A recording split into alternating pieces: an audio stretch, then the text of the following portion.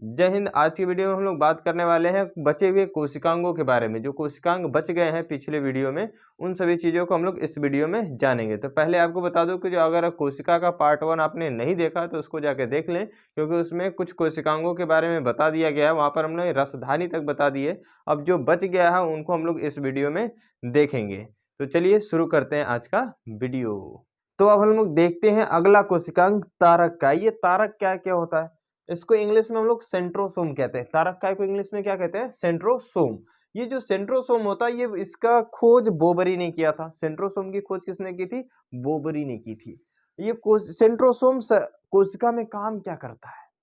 तो सेंट्रोसोम कोशिका का विभाजन करता है। कोशिकाओं का क्या करता है? विभाजन करता है। कोशिका का विभाजन का मतलब आप क्या समझते हैं? कोशिका टूट जाती होगी जी। कोशिका क्या होगी? एक कोशिका टूट गई, ऐसा नहीं है। एक कोशिकाओं से दो नई कोशिकाओं का निर्माण कोशिका विभाजन कहलाता है। एगो रहेगा, एगो मार्कर है, यही मार्करवा से दो मार्कर नया नया बन जाए, क्या कहलाएगा? इस मार्कर का विभाजन कहलाएगा। तो कोई भी कोशिका दो नई कोशिकाओं का निर्माण करती है, ठीक है जी। विभाजित होकर क्या करती है? अलग अलग नई कोशिकाओं का निर्माण करती है। वो क्या कहलाती है? कोशिका विभाजन कहलाती है। किसके कारण होती है? कोशिका में उपस्थित जो सेंट्रोसोम होता है उसी के कारण क्या होता है? कोशिका में विभाजन होता है। समझ गया जी। तो इसकी खोज बोबरी ने की थी। ये क्या आती है जी? कोशिका विभाजन करती है, यानी कोशिका का पुनर्निर्माण करती है, ठीक है जी। ये जो कोशिका का विभाजन होता है लीवर में सबसे तेज होता है। लीवर की कोशिकाओं में जो कोशिका विभाजन होता है बड़ी तेजी से होता है। और जो न्यूरॉन होती है, जो मस्तिष्क में पाई जाने वाली न्यूरॉन कोशिकाएं होती हैं, उनमें कोशिका विभाजन नहीं होता है, क्योंकि इसमें सेंट्रोसोम नहीं पाया जाता है। अब ये कोशिका विभाजन की आवश्यकता क्या है शरीर में? तो देखिए, आप कहीं भी जाते हैं, आपको चोट लग जाती है कि नहीं लग जाती है? हाँ। तो जब चोट लग जाएगी या किसी भी कारणवश आपके शरीर की कोशिकाएं क्या हो गई? किसी जगह की कोशिका निकल गई, कोशिका क्या हो गई? वहां की मर गई, या वहां से कोशिकाएं हट गई, तो उस स्थान को भरना भी तो होता है। उस स्थान भर भी तो जाता है। कैसे भर जाता है? तो अगल बगल की जो कोशिकाएं होती है वो खुद को विभाजित कर लेती है। जो सेंट्रोसोम होता है वो देखता है, जैसे यहाँ की मान लीजिए कोनो आके दांते काट लिया हमको, ठीक है जी, यहाँ का क्या निकल गया? हमारी कोशिकाएं निकल के फेंका गई। तो अब इधर अगल बगल की जो कोशिकाएं होंगी, देखेंगी ओहो चच्चा गई ना, यहाँ की कोशिकाएं क्या हो गई? खाली हो जाएंगी जी। चाचा जी गए, जगह खाली थी। ये क्या करते हैं? तुरंत का तुरंत विभाजन करती है और चच्चा की जगह को भर देती है। समझ गए जी। मतलब कोशिकाओं के जो सगे संबंधी हैं, इनके भी तो सगे संबंधी होंगे, तो ये कोशिकाएं जो खाली हुई हैं उसके स्थान पर अगल बगल की जो कोशिकाएं होती है उसमें का सेंट्रोसोम एक्टिव होता है और उनको विभाजित करके क्या करता है? उस जगह को भर देता है, ठीक है जी। तो कोशिका का सबसे तेज विभाजन कहाँ होता है? यकृत में, जो लीवर होता है वहां पर सबसे तेज विभाजन होता है। इसका मतलब अगर लीवर क्या होता है? कहीं से कट पिट जाता है या उसकी कोशिकाएं मर जाती हैं, तो ये अपने को स्वतः जल्दी ठीक कर लेता है। लेकिन मस्तिष्क जो होता है उसमें अगर चोट लग जाती है तो जल्दी सही नहीं होबा नहीं करती है, ठीक है जी। तो मस्तिष्क जो होता है, मस्तिष्क के बारे में आपको मैं बता दूं, जो मस्तिष्क होता है, मस्तिष्क में 90% न्यूरॉन की सेल पाई जाती है। जो हमारा ये मस्तिष्क है, इस मस्तिष्क में पूरा टोटली 90% क्या होती है? न्यूरॉन से मिलकर बना होता है। ये क्या होता है? तंत्रिका जिसको कहते हैं, ये न्यूरॉन से मिलकर बना होता है। कौन? हमारा मस्तिष्क। 10% जो कोशिकाएं बच जाती हैं वो होती हैं गिलियल सेल। कौन होती है? गिलियल सेल होती हैं। 90% इसमें क्या है जी? न्यूरॉन है। तो न्यूरॉन में सेंट्रोसोम पाया जाता है? नहीं पाया जाता है, तो न्यूरॉन में विभाजन होगा नहीं करेगा। तो इसीलिए कहते हैं, जो पुलिस होती है कहती है बबुआ हेलमेट लगा के चलो, नहीं तो जो खोपड़िया खुल जाएगी ना। तो अगर मस्तिष्क का एक तार भी हिला, यानी एक कोशिका भी गई, तो वो दोबारा विभाजित होकर नई बनाने वाली नहीं है। क्यों? क्योंकि उसमें सेंट्रोसोम होगा नहीं करता जी। तो इसीलिए कहते हैं कोनो खोपड़ी पर मार दिया, आपके मस्तिष्क आपके खोपड़ी पर मार दिया, तो ऊपर मारा, त्वचा फट गई, कोनो बात नहीं, त्वचा की कोशिकाओं में सेंट्रोसोम है, विभाजित करके बना लेगा। और हुमच के मार दिया, हड्डी में चोट लग गई, उसमें भी सेंट्रोसोम पाया जाता है, कोई टेंशन नहीं। और हुमच दिया, अंदर हल गया जी, तब दिक्कत है। तो मस्तिष्क में अगर लगी चोट, अगर उसकी कोशिका एक भी न्यूरॉन डैमेज हुई, तो नई न्यूरॉन बनाने वाली नहीं है। इसीलिए कहते हैं क्या करिए, हेलमेट लगा के चलिए, सर पे चोट न लगाएं। ठीक है जी। क्यों नहीं लगाएं? क्योंकि इसमें न्यूरॉन सेल ही नहीं पाए, न्यूरॉन सेल पाए जाती है, उसमें सेंट्रोसोम नहीं पाया जाता है। ठीक है जी। अगर किसी के मस्तिष्क में लग जाती है चोट, अगर उसकी एकाग्र न्यूरॉन गायब हो गई, तो मस्तिष्क क्या करता है, सारी क्रियाओं को कंट्रोल करना, हाथ कब उठाना है, पैर कब उठाना है, बोलना कैसे, जीभ कब चलानी है, सब कंट्रोल कौन करता है? मस्तिष्क करता है। अगर उसको मान लो पैर वाली कोशिकाओं का जो नियंत्रण कर रहा है, पैर को जो नियंत्रित कर रहा है, वही न्यूरॉन गायब हो गई, तो बन जाएगा पुष्पा, घिसराते हुए चलेगा, पुष्पराज। चलिए अब देखिए जी, अब यहाँ पर एक बीमारी, बहुत ही बड़ी बीमारी होती है जिसको कहते हैं कैंसर। कैंसर क्या होती है ना? कुछ लोग कहेंगे सड़ने गलने से होती है, तो ऐसी बात नहीं है। जो कैंसर होता है वो क्या होता है? Uncontrolled division of any cell, किसी भी कोशिका का अनकंट्रोल्ड डिवीजन, कोनो भी कोशिका है वो अनकंट्रोल होकर डिवाइड हो गई, तो क्या हो जाएगा? आपको कैंसर हो जाएगा। इसी को कैंसर कहते हैं ना, the uncontrolled division in cell is called cancer. तो जो अनकंट्रोल डिवीजन होगा वो क्या कहलाएगा? कैंसर कहलाएगा। यानी अगर मेरे हाथ की कोशिका 10 गो कोशिका निकल के फेंका गई, तो अगल बगल वाली जो सेल है उसका सेंट्रोसोम अगर 10 से ज्यादा कोशिकाओं का निर्माण कर दिया, ठीक है जी, इसमें विभाजन अनकंट्रोल हो गया, जितनी की आवश्यकता है उससे ज्यादा कोशिका बना दिया, तब क्या हो जाएगा? आपको कैंसर हो जाएगा। समझ गया जी? तो कैंसर कोई बीमारी थोड़ा नहीं है, ये क्या है जी? अनकंट्रोल्ड डिवीजन ऑफ सेल, कोशिकाओं का अनियंत्रित विभाजन क्या कहलाता है? कैंसर कहलाता है। ठीक है जी। तो कैंसर आप बता सकते हैं शरीर के किसी भी पार्ट में कैंसर हो सकता है, लेकिन ब्रेन में कैंसर नहीं होना चाहिए। नहीं होना चाहिए जी। क्यों? क्योंकि इसमें न्यूरॉन अधिकतर क्या होती है? न्यूरॉन सेल होती हैं, और इसमें सेंट्रोसोम नहीं पाया जाता, तो इसमें ब्रेन में हो ही नहीं सकता कैंसर जी। लेकिन फिर भी ब्रेन ट्यूमर क्या हो जाता है? ब्रेन के कैंसर को ब्रेन ट्यूमर कहते हैं कि नहीं कहते हैं? वो काहे हो जाता है? क्योंकि इसमें 10% कौन पाई जाती है? गिलियल सेल भी पाई जाती है, और गिलियल सेल में क्या पाया जाता है? सेंट्रोसोम पाया जाता है। तो अगर कहियो गिलियल सेल घायल होती है और इसका सेंट्रोसोम पगला जाता है, तो जल्दी जल्दी क्या करता है? अनियंत्रित विभाजन कर देता है, किसमें? गिलियल सेल में। तब क्या हो जाता है? हमारे पास ब्रेन ट्यूमर भी हो जाता है, लेकिन इसके चांसेस बड़ी कम है। 10% बस कोशिकाएं, ज्यादातर कौन है जी? न्यूरॉन है। तो चांस बहुत कम होता है कि ब्रेन ट्यूमर हो, लेकिन कभी कभी क्या होता है? हो जाता है, अगर गिलियल सेल में अनियंत्रित विभाजन हुआ तो। ठीक है जी। आई होप आपको समझ में आ गया होगा कि ये तारक का जो होता है हमारा सेंट्रोसोम, ये काम क्या करता है, और कैंसर क्या होता है, इन सभी चीजों के बारे में आपको समझ में आ गया होगा। अब हम लोग देखते हैं क्या जी? अंतःप्रद्रव्य जालिका। एक क्वेश्चन आपसे पूछेगा, सेंट्रोसोम से सबसे ज्यादा कोशिका का विभाजन किस अंग में होता है? तो बताएंगे यकृत, लीवर, और सबसे कम कहाँ होता है जी? मस्तिष्क के न्यूरॉन कोशिकाओं में। ठीक है जी। इसमें सेंट्रोसोम होगा नहीं करता है। ठीक है जी। चलिए अब हम लोग पढ़ते हैं अंतःप्रद्रव्य जालिका। ये क्या होती है जी? एंडोप्लाज्मिक रेटिकुलम इसका इंग्लिश में नाम होता है।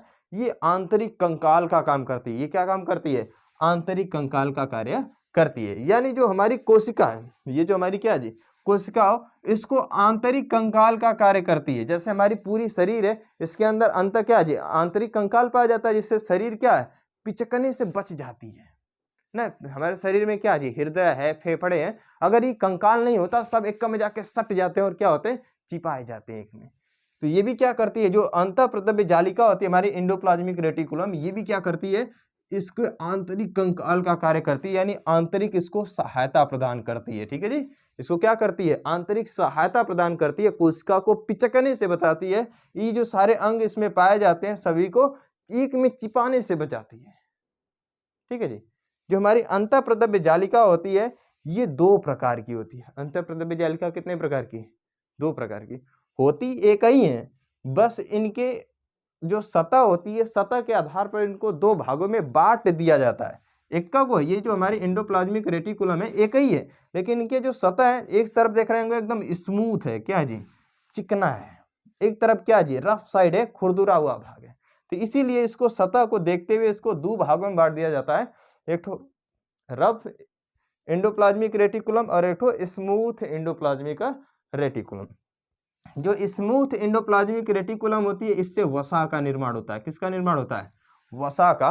और जो हमारी रफ साइड होती है, रफ एंडोप्लाज्मिक रेटिकुलम वाला जो भाग होता है, उससे प्रोटीन का निर्माण होता है। किसका निर्माण होता है? प्रोटीन का निर्माण होता है। अब जो चिकना भाग हो गया उससे वसा का निर्माण हो गया, और जो हमारा क्या जी खुरदरा वाला भाग है उससे क्या हो गया? प्रोटीन का निर्माण हो गया। अब प्रोटीन का निर्माण ये खुरदरा वाला करता नहीं है, वास्तव में ये करता नहीं है। क्यों नहीं करता जी? इस पे उपस्थित ये जो खुरदुरा, पहले ही जानते कि वो खुरदुरा हुआ क्या है? एंडोप्लाज्मिक रेटिकुलम तो एगो कोशिका का अंग है, वो चोट्टा खुरदुरा हुआ कैसे ही? तो इसके ऊपर जो पाया जाता है वो राइबोसोम पाए जाते हैं। इसके ऊपर क्या होता है जी? राइबोसोम के कण पाए जाते हैं। इसके ऊपर क्या पाए जाते हैं? राइबोसोम पाया जाता है, जिससे ये जो भाग है पूरा एंडोप्लाज्मिक रेटिकुलम के एक भाग की तरफ क्या पाया जाता है? राइबोसोम, जिससे ये क्या हो गया? खुरदुरा हो गया। आई राइबोसोम करता क्या है, इसको हम आगे बताएंगे राइबोसोम करता क्या क्या। तो जो राइबोसोम होता है यहाँ पर बता देते हैं कि राइबोसोम प्रोटीन का निर्माण करता है। किसका निर्माण करता है? प्रोटीन का। इसलिए मोटे तौर पे कह दिया जाता है कि जो एंडोप्लाज्मिक रेटिकुलम का खुरदुरा वाला भाग है ये प्रोटीन का निर्माण करता है। तो आपकी ये सारी चीजें समझ में आ गई। अब इसका एक छोटा सा स्क्रीनशॉट ले सकते हैं। अब हम लोग देखेंगे 8वां कोशिका का अंग राइबोसोम। राइबोसोम क्या होता है जी? तो राइबोसोम की खोज पैलाडे ने की थी। राइबोसोम की खोज किसने की थी? पैलाडे ने की थी। ये क्या करता है जी? प्रोटीन का निर्माण करता है। अब कहाँ पाया जाता है? आपको इससे पहले मैं समझा था एंडोप्लाज्मिक रेटिकुलम को। तो एंडोप्लाज्मिक रेटिकुलम की जो रफ साइड पर क्या पाया जाता है? हमारा राइबोसोम पाया जाता है, जो किसका निर्माण करता है? प्रोटीन का निर्माण करता है। इसलिए इसको हम लोग क्या कहते हैं? प्रोटीन फैक्ट्री कहते हैं। तो जो राइबोसोम होता है वो एंडोप्लाज्मिक रेटिकुलम के रफ वाले भाग पे पाया जाता है और प्रोटीन का निर्माण करता है। इसीलिए कहते हैं कि जो एंडोप्लाज्मिक रेटिकुलम का रफ साइड है उससे क्या होता है? प्रोटीन का निर्माण होता है। लेकिन करता कौन है? राइबोसोम करता है। ठीक है जी। तो राइबोसोम को हम लोग क्या कहेंगे? प्रोटीन की फैक्ट्री कहते हैं। प्रोटीन का निर्माण करता है, तो इसको हम लोग क्या कहते हैं? प्रोटीन की फैक्ट्री कहते हैं। ये अकॉर्डिंग टू सेडिमेंटेशन गुणांक, जो हमारा सेडिमेंटेशन कोएफिशिएंट होता है, सेडिमेंटेशन गुणांक कहते हैं इसको हिंदी में। तो इसके अनुसार जो हमारा राइबोसोम होता है वो दो तरह का होता है। कितने तरह का? दो तरह का। एगो 70S और एक 80S। एक प्रकार क्या हो जाएगा? 70S और दूसरा क्या हो जाता है इसका? 80S। जो 70S होता है वो छोटा होता है, प्रोकैरियोटिक कोशिका में पाया जाता है। कोशिका दो प्रकार की होती है, प्रोकैरियोटिक और यूकैरियोटिक। अब इसको यहाँ पर आइए, कोशिका जो बहुत बड़ी टॉपिक है। मैं प्रोकैरियोटिक और यूकैरियोटिक का एक अलग सा वीडियो बना के दूंगा, जिसमें बहुत ही बढ़िया से आपको बताया जाएगा प्रोकैरियोटिक क्या होती है और यूकैरियोटिक क्या होती है। यहाँ पर आप मोटे तौर पर समझ लेंगे।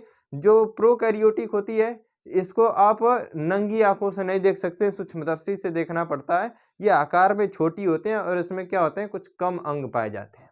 जो यूकैरियोटिक कोशिका होती है, अब इसको साधारणतया देख सकते हैं। ठीक है जी। और ये बड़ी होती हैं और इनमें कोशिकांग भी प्रोकैरियोटिक से ज्यादा होते हैं।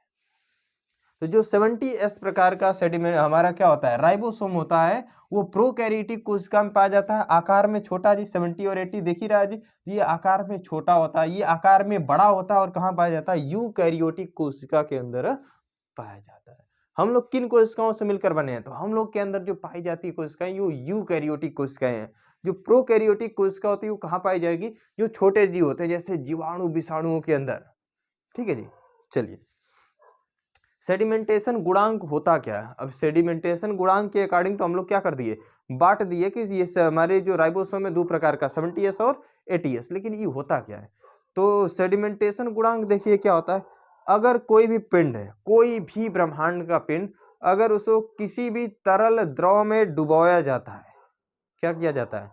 किसी भी तरल द्रव में डुबोया जाता है, तो जो पहले डूब जाता है, जो पहले डूब जाता है उसका आकार बड़ा, उसका आकार क्या माना जाता है? बड़ा। ये जो हमारा सेडिमेंटेशन गुणांक है, ये आकार निर्धारित करने का एक तो तरीका है। तो जो द्रव में पहले डूब जाएगा उसका आकार बड़ा, और जो बाद में डूबेगा उसका आकार क्या होता है? छोटा। तो द्रव में डूबने के आधार पर क्या बताया जाता है? द्रव में डूबने के आधार पर आकार बताना क्या कहलाता है? सेडिमेंटेशन गुणांक कहलाता है। उसी के आधार पर ये हमारी जो राइबोसोम कितने प्रकार की? दो प्रकार की, 70S और 80S।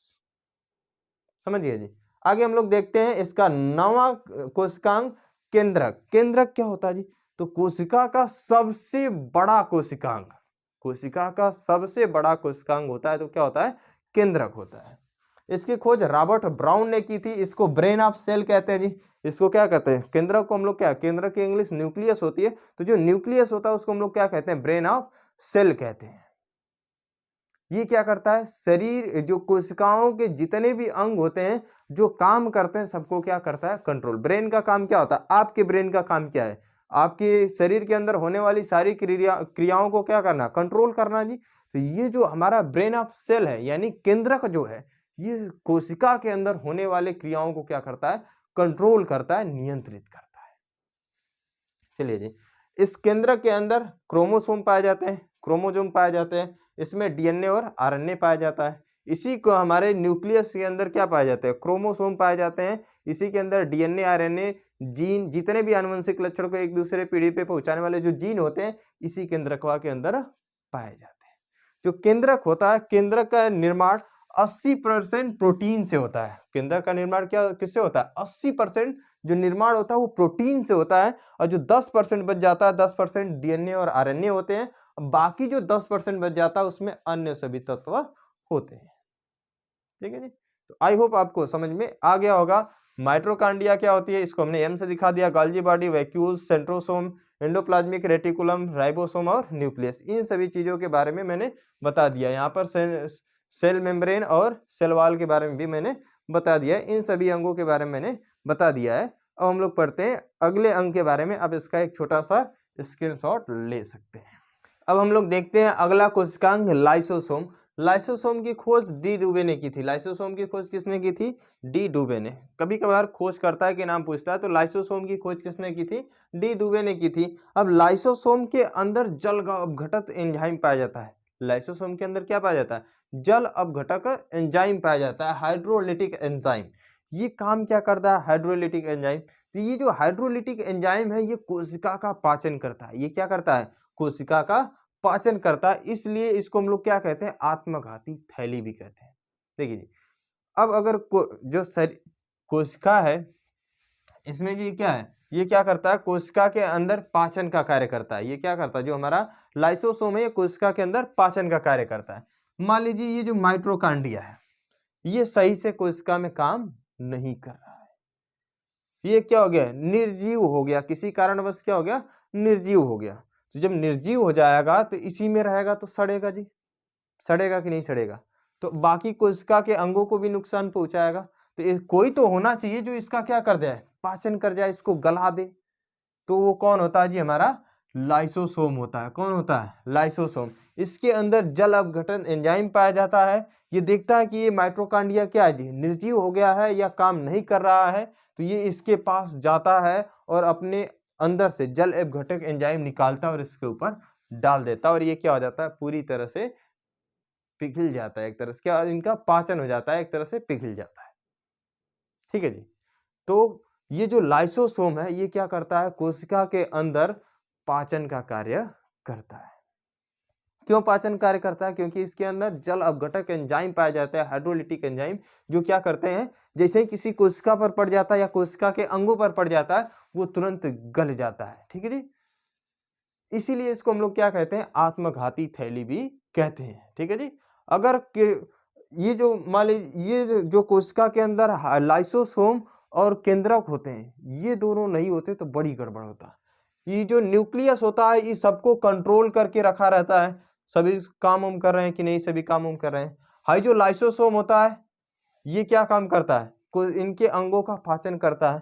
तो ये न्यूक्लियस जो होता है, देखता है माइटोकॉन्ड्रिया चच्चा ठीक से काम हो रहा है, गोल्गी बॉडी ठीक से काम करो जी, वैक्यूल्स नहीं काम कर रहे हो, तो लाइसोसोम कहता है हाँ न्यूक्लियस भैया बतावा कौन ना ठीक काम कर रहा है, ये तुरंत कहता है हाँ आई आई, कई ये सब क्या होते हैं, तुरंत ही डर के मारे फिर बढ़िया से वैक्यूल्स काम करेगा, सेंट्रोसोम अपना विभाजन सही से करेगा, एंडोप्लाज्मिक रेटिकुलम पर जो हमारा राइबोसोम है वो क्या करेगा, प्रोटीन का निर्माण सही करेगा, इसका जो स्मूथ भाग है वसा का निर्माण सही से करेगा, है जो गोल्गी बॉडी जल्दी जल्दी ऊर्जा पहुंचाएगा, माइटोकॉन्ड्रिया जल्दी जल्दी ऊर्जा बनाएगा, सब काम सही से होता है। ये कंट्रोल करता है, ये डरवा देता है, माइटोकॉन्ड्रिया तहीं से स्थिर हुआ, अब हमको अब ऊर्जा नहीं बनाएंगे, लाइसोसोम कहता है फिर तैयार, फिर बनाना शुरू कर देता है। कई खुंसा के हड़ताल कर देते हैं। माइटोकॉन्ड्रिया कहता हम ऊर्जा नहीं बनाएंगे, ई कहता है गाल्जी बटी हम ऊर्जा का परिवहन नहीं करेंगे, हम कुछ नहीं ले जाके देंगे। ई वैकुल्सा कहता बक हम पनिये नहीं रखेंगे। हाइजो सेंट्रोसोमा कहता हम विभाजन नहीं करेंगे। ईआर कहता है जो हम वसा का निर्माण नहीं करते हैं, प्रोटीन का निर्माण नहीं करते हैं। न्यूक्लियसा कहता देख रहा है लाइसोसोम चच्चा, लाइसोसोम खुद को फाड़ लेता है। जैसे ही फटता है तो इसके अंदर का जो जल अपघटक एंजाइम होता है निकल जाता है और पूरी कोशिका को ही क्या करता है, पचा देता है। इसीलिए इसको हम लोग क्या कहते हैं, आत्मघाती थैली। एटम बॉम्ब का कार्य करता है, जैसे ही फटता है पूरी कोशिका को पचा देता है। समझ गया जी।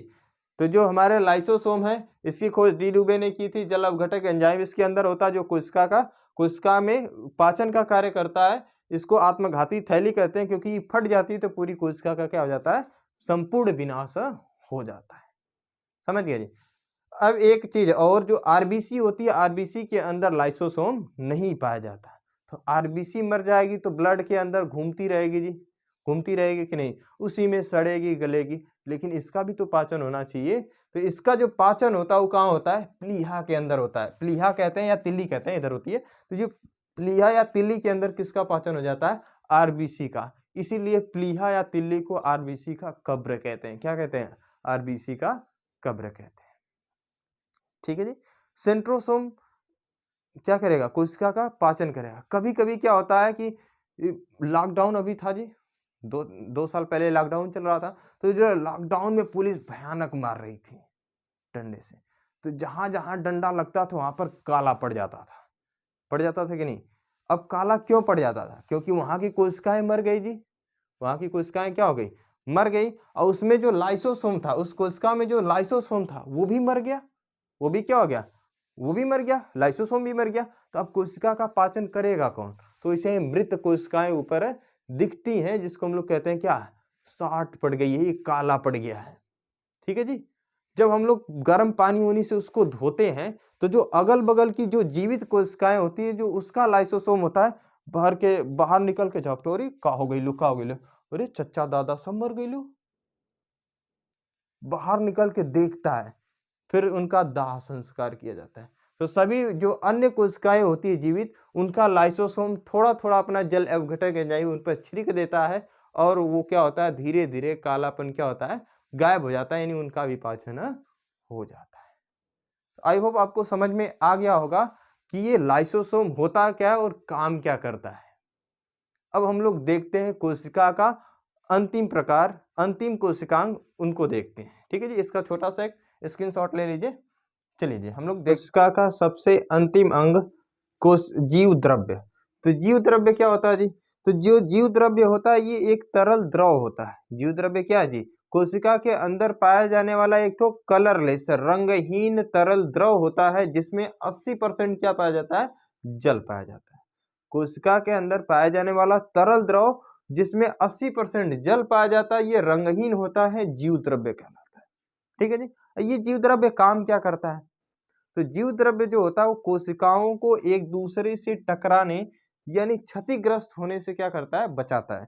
जैसे मान लीजिए आप क्या करते हैं जी, कोई बैग वैग ले ले, मान लीजिए हमारे पास तो इस समय कुछ है नहीं, तो आप कोई मान लीजिए ये हमारी कोट है, तो ये इसमें हम लोग क्या करते हैं जी, इसमें मान लीजिए बहुत सारे ये कोई बैग हो गया और उसमें बहुत सारी चीजें लेकर अब दौड़ रहे हैं। मान लीजिए उसमें शीशे भर ली, अब क्या शीशे की बोतल भर ली, शीशे क्या भर ली, बोतलें भर ली, अब दौड़ रहे हैं।